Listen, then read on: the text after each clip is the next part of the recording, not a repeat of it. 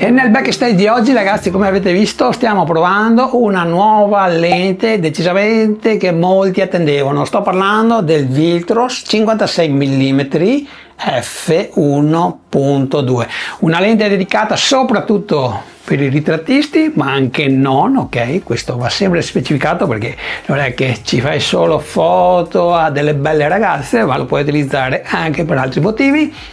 Ma avremo modo di scoprire proprio altre prestazioni di questa lente nei video che andrò a caricare prossimamente, perché il mese di settembre, tra l'altro, è stato molto positivo per quanto riguarda il meteo. Sono state giornate decisamente molto belle per quanto riguarda sia le temperature e soprattutto le condizioni per andare a fotografare, soprattutto alla Golden Hour. Quindi iscriviti al mio canale, che avremo modo poi di scoprire altre foto che abbiamo fatto a delle bellissime ragazze. Ok ragazzi, detto questo, 56 mm f1.2, quindi molto luminoso.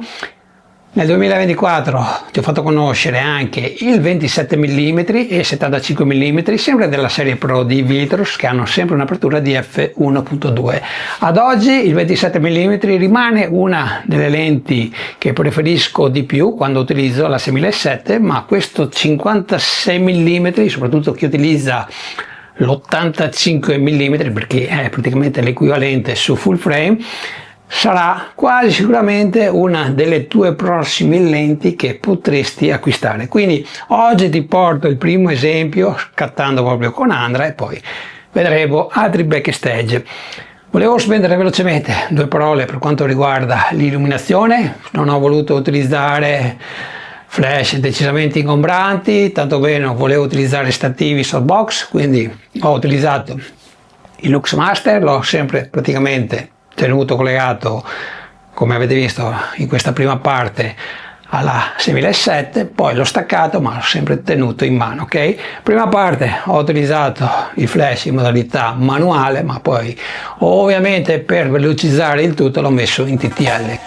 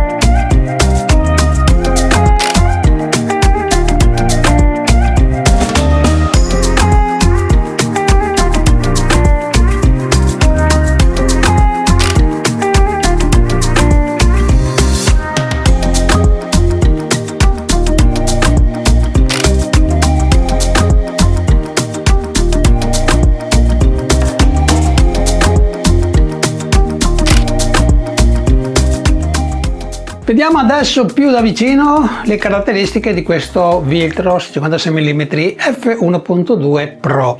Innanzitutto non è il più leggero, questo va detto, anche perché è un obiettivo che al suo interno ha tantissimo vetro, perché abbiamo 13 elementi in 8 gruppi, pesa nel complessivo 570 grammi. Il diaframma ha 11 lamelle e praticamente utilizzandolo con la 6700 ho proprio il peso complessivo di poco più di 1 kg. Ti ho fatto conoscere altri 56 mm, vedi proprio il modello di Sirui che ha sempre un'apertura di f1.2, anzi se volete un confronto tra queste due lenti fatemelo capire, commentate proprio sotto nei commenti. E ti ho fatto anche conoscere un obiettivo economico di Meiki 55 f1.4 che ha delle prestazioni da non sottovalutare, però ti posso garantire che questo 56 mm di Viltros a mani basse è il miglior obiettivo per i tratti che io abbia mai provato.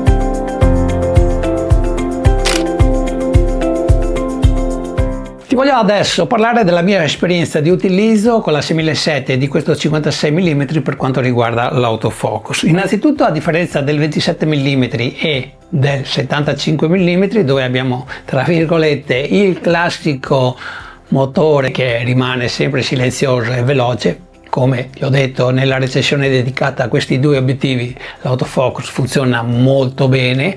Anche in questo caso ti avevo fatto la recensione di questi due obiettivi utilizzando la 6700. Anche con questo nuovo 56 mm, se tu andrai a utilizzare la fotocamera APS-C sempre di Sony meno recente, praticamente non avrai nessun tipo di problema. Diciamo che qui sei un po' più agevolato proprio perché la 6700 ha l'AI Hyper VCM, un motore che è stato proprio brevettato da questa azienda cinese.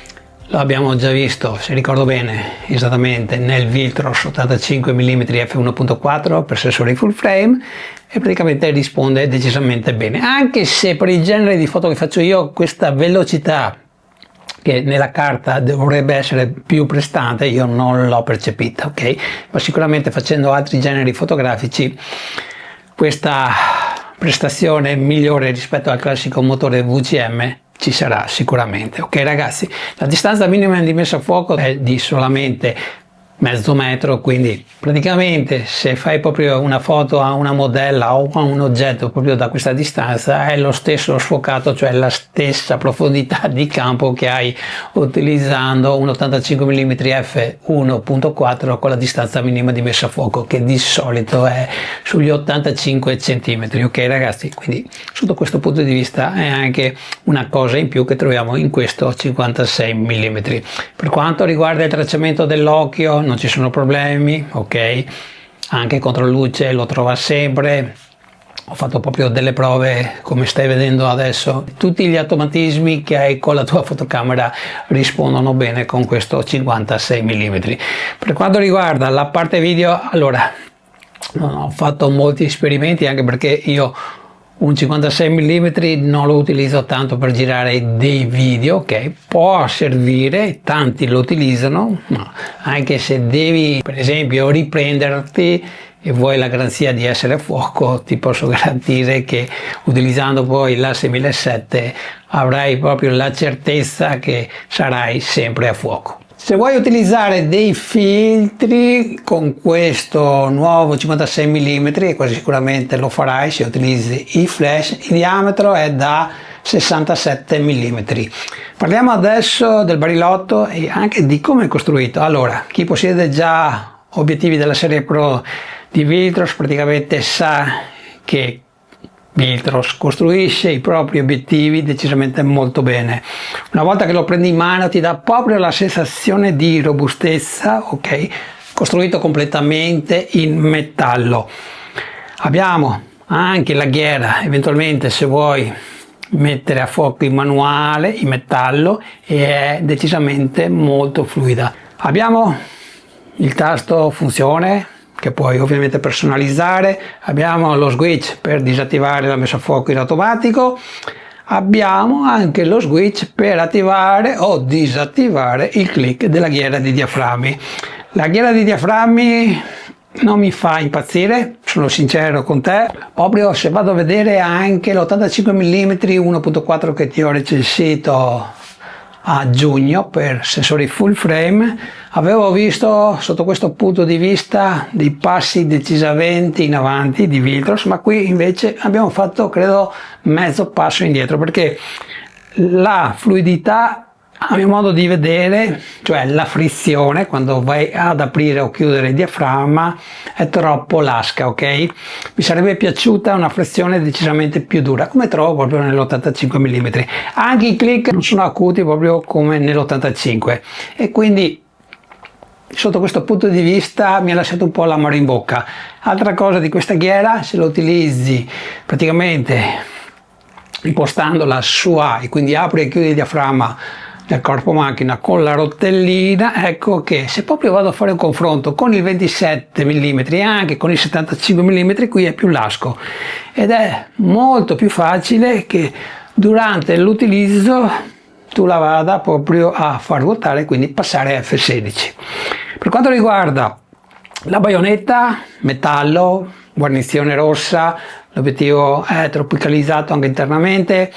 Abbiamo ovviamente tutti i contatti, in questo caso per fotocamere Sony, e abbiamo anche la porta USB di tipo C per eventualmente fare un update del firmware, cosa che si fa in maniera veloce scaricando proprio il programmino dal sito ufficiale. Basta collegare ovviamente il cavo e praticamente riconoscerà il programma l'obiettivo e farà in automatico l'update. Ci sono altre cose che ti devo dire quasi sicuramente di questa lente, quindi rimani ancora un po', che poi vedremo anche il costo e ti faccio vedere in alternativa altri modelli di 56 mm che potresti prendere in considerazione se ritieni il costo eccessivo di questo 56 mm.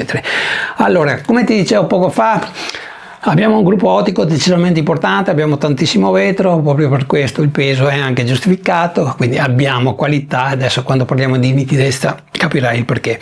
Allora, il gruppo ottico è flottante, è un nuovo gruppo ottico che abbiamo già visto soprattutto sulla serie Lab di Viltros, ma anche sulla serie Pro. Cosa vuol dire? Che praticamente nel momento in cui tu alzi o abbassi o addirittura capovolgi l'obiettivo, senti come una pallina all'interno del barilotto che si muove. È una cosa normale, non ti devi spaventare, è progettato così, ok? Tutto sotto controllo. Detto questo, parliamo di nitidezza. È un obiettivo dedicato ovviamente, come dicevamo, a fotografi di ritratto, a fotografi che vogliono ovviamente profondità di campo, quindi sfocare quando ovviamente hanno la necessità di farlo, proprio la modella, i modelli, gli sposi proprio dallo sfondo, e questo obiettivo ti consente di farlo. Ma abbiamo nitidezza f1.2. Quello che ti posso dire è che anche nel caso tu sei un fotografo che scatta solamente in JPEG e devi anche consegnare la foto subito, cioè tiri fuori la scheda, la metti nel PC e la consegni, praticamente potresti farlo già a f1.2. Ovviamente qui ti devo fare la solita cantilena. Lo sappiamo tutti che a f1.2 avrai la foto nitida solamente nella parte centrale della foto, è una cosa normale, questo è valido per qualsiasi obiettivo che ha questa apertura, e man mano che vai a chiudere ovviamente la nitidezza si va a espandere. Quindi nel caso che devi fotografare soprattutto due persone, quasi sicuramente andrei a chiudere a f4, f5 e 6, soprattutto se vuoi avere anche nitidezza sugli accessori che montano gli sposi, insomma tutte quelle cose che sono importanti che siano decisamente a fuoco. Poi se sei un amante dello sfocato dove vuoi vedere anche i bottoni, l'orecchino sfocato, scatti tranquillamente f1.2 e f1.4. Per quanto riguarda invece la distorsione, l'aberrazione cromatica e la vignettatura, quello che ti posso dire è che io come al solito ho i profili sulla 6007 attivati, quindi tutte le foto che ho scattato, e sono quasi 1000, praticamente non presentavano nessuno di questi problemi. Ho fatto delle prove poco fa giusto per vedere come si comporta e è inevitabile che a f1.2 non ci sia della vignettatura, ma è quella vignettatura che è anche piacevole, soprattutto se devi scattare una modella, ma comunque si può togliere. Momento in cui registro questo video non è ancora disponibile nessun profilo per Lightroom, ma sono sicuro che uscirà. Per quanto riguarda la distorsione, scatta con i profili attivati, ma ti garantisco che ce n'è poca, e soprattutto quando vai a scattare proprio a una modella non si vede neppure. Ok ragazzi, l'aberrazione cromatica poi dipende sempre dalla posizione in cui vai a fotografare, se c'è del cielo, insomma tutte queste cose qua. Comunque si toglie velocemente in post-produzione. E per concludere andiamo anche a vedere il costo di questo nuovo obiettivo di Viltros, perché è l'unica cosa che insomma mi ha lasciato un po' imbarazzato, proprio perché ha un prezzo molto simile al fratello per full frame, cioè l'85 e 1.4, perché più o meno si aggirano sui 600 euro, 5,90, insomma un prezzo che per full frame insomma lo capisco e ci sta, però quando parliamo di APS-C lo ritengo leggermente un po' elevato. Però ci sono anche obiettivi di altre aziende, vedi Sigma, il modello 56 però che ha un'apertura massima di f1.4 che potrebbe essere sufficiente. Io personalmente non l'ho mai provato, costa sui 450 euro, molti ne parlano bene, alcuni no. Io ripeto, non ho mai avuto occasione, quindi non posso esprimermi, però ti porto 3 alternative se pensi che questo obiettivo sia decisamente con un prezzo elevato per le tue possibilità. Allora, potresti pensare di acquistare il modello di Sirui, la versione Sniper 56 f1.2, però come ti dicevo nella recensione, insomma, se lo devi utilizzare da fotografo, farci foto di ritratto, insomma, scattare f1.2, scattare anche f1.6 di nitidezza, lo Sniper non ne ha tantissima. Questo lo ripeto e lo ribadisco. Se invece ti occupi di video, il modello di Sirui potrebbe essere anche la soluzione per risparmiare. Però c'è anche da prendere in considerazione il modello di Make, un obiettivo che costa sui 220 euro, un obiettivo di tutto rispetto, ma non solamente per il prezzo, anche per le prestazioni. Abbiamo un'apertura di f1.4, un obiettivo molto nitido e anche praticamente molto compatto, quindi leggero. Se vuoi restare invece in casa Viltros e non vuoi spendere 600 euro, c'è la versione Air, quella più compatta, ok, che ultimamente questa linea è diventata molto conosciuta perché sono usciti molti obiettivi come il 9 mm per APS-C, 14 mm e come è uscito proprio il 50 mm f1.7, che potrebbe essere la soluzione proprio economica se non vuoi ovviamente, ripeto, spendere 600 euro. Ok ragazzi, quindi chiudo qua questo video. Come al solito, se avete domande da farmi di questo nuovo Viltros vi aspetto qui sotto nei commenti, e ribadisco, se siete interessati a una comparazione proprio tra questo nuovo Viltros e il modello Sniper di Sirui, fatemelo capire sempre qui nei commenti. Ok ragazzi, grazie per aver guardato il video e ci diamo appuntamento alla prossima settimana.